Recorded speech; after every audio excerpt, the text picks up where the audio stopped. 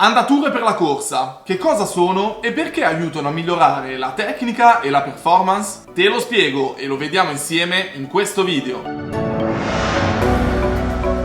Ciao, sono Beniamino, fisioterapista, preparatore atletico e ideatore di Fisofix. Sul mio canale trovi una playlist con i migliori esercizi per migliorare la performance e ridurre il rischio di infortunio nella corsa. Ti lascio il link qui sotto in descrizione. Ma nei precedenti video non abbiamo ancora parlato delle andature di corsa, che sarà l'argomento di oggi. Le andature sono esercizi dinamici ideati andando a scomporre il gesto tecnico della corsa ed enfatizzandone una o più caratteristiche all'interno di ogni tipologia di andatura. Per esempio l'uso dell'avampiede, il richiamo del tallone al gluteo o l'atterraggio nella fase di approccio al terreno. La pratica costante di queste andature ti permetterà di migliorare la tecnica, ma anche di rendere il tuo corpo più preparato a sopportare lo stress derivato dalla corsa, perché alcune andature che andremo a vedere hanno un'importante componente eccentrica e pliometrica, che come abbiamo visto in un precedente video è una caratteristica importantissima per ridurre il rischio di infortuni. Per ogni andatura proposta in questo video si potrebbe parlare per ore su tecnica, biomeccanica, coordinazione e lavoro muscolare. Ma non vi starò a tediare su questi argomenti, perché come sapete mi piacciono i video pratici e che vanno subito al dunque. Ehi, ma è del mestiere questo, no? Ma se vuoi maggiori informazioni o capire quale andatura potrebbe risolvere il tuo problema o migliorare la tua tecnica, scrivimi nei commenti, mandami un messaggio o contattami sui social. Inoltre ho preparato una piccola guida PDF gratuita con il riassunto di tutte le andature che vedremo in questo video, così se te lo scarichi sul cellulare potrai avere una guida durante i tuoi allenamenti. Ti lascio il link in descrizione per poter scaricare tutte le guide relative agli esercizi sulla corsa. Basta con le parole e andiamo a vedere quali sono le andature che ti consiglio di inserire nel tuo programma di allenamento. E per farlo ti porto in un posto speciale. Andiamo!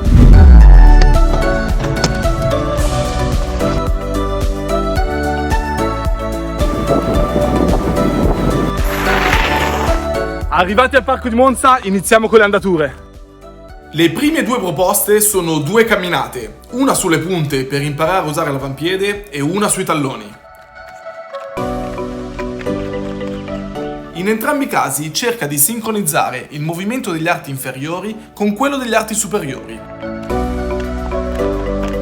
Prova anche la camminata sulle punte ma con una falcata più lunga. Per eseguire la rullata del piede devi enfatizzare l'approccio del calcagno al terreno e salire sulla punta del piede quando questo è sotto il tuo baricentro.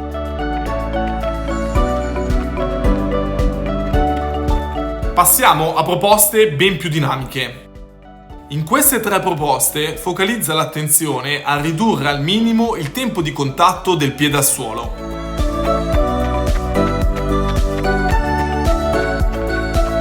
E se vuoi aumentare la difficoltà coordinativa, puoi eseguire le varianti ad una gamba sola, sia di skip che di calciata dietro.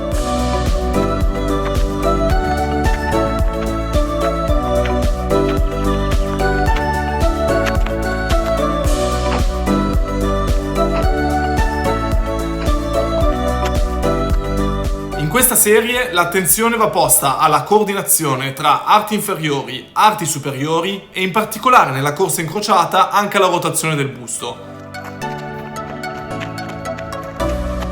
Nella corsa laterale, volendo, possiamo inserire anche dei cambi di direzione.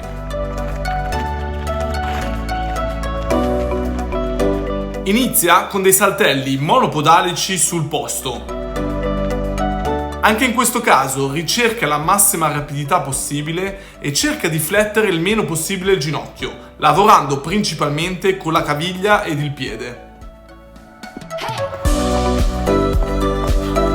Passiamo poi allo skip rimbalzato, che mette insieme alcuni elementi già visti nelle andature precedenti. Può essere eseguito sia statico sul posto che dinamico andando in avanti.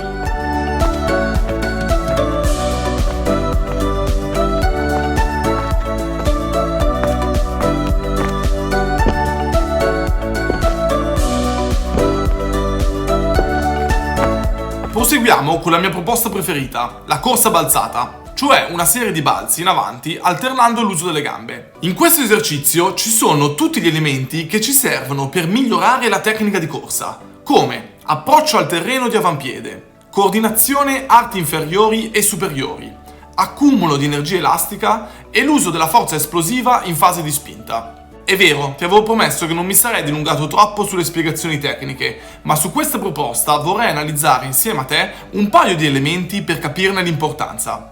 Voglio analizzare insieme a voi in particolare la fase di approccio al terreno. Vedete come l'appoggio del piede avviene di avampiede.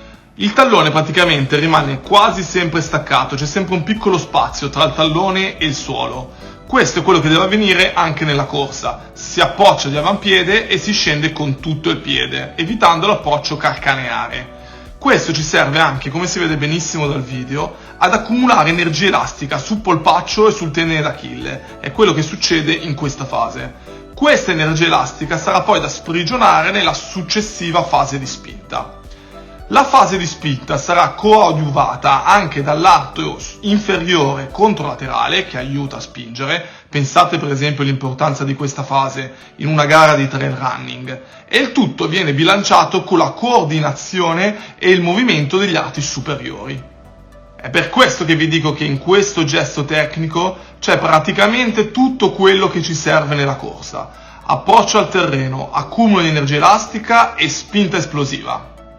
E terminiamo con un piccolo esercizio bonus. Non è una vera e propria andatura, ma potrebbe essere inserito in questa serie di esercizi. Può essere eseguito regolando l'altezza con cui si vuole fare questo esercizio. In questo caso io ho trovato un appoggio di fortuna, ma l'obiettivo è quello di coordinare arti superiori e arti inferiori eseguendo un gesto esplosivo.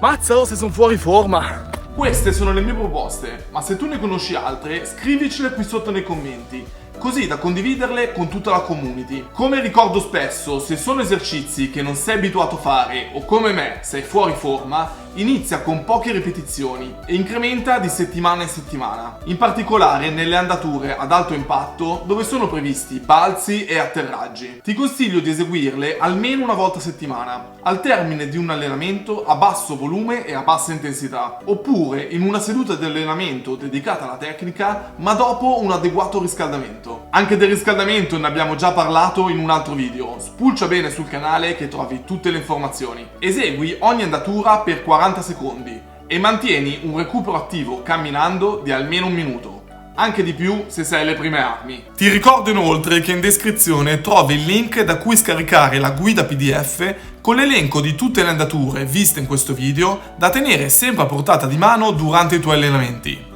Per dubbi sulla tecnica di esecuzione, per approfondimenti o per capire quale delle andature possa fare al tuo caso, scrivimi qui sotto nei commenti o direttamente su Instagram. Dacci dentro con le andature e buon allenamento!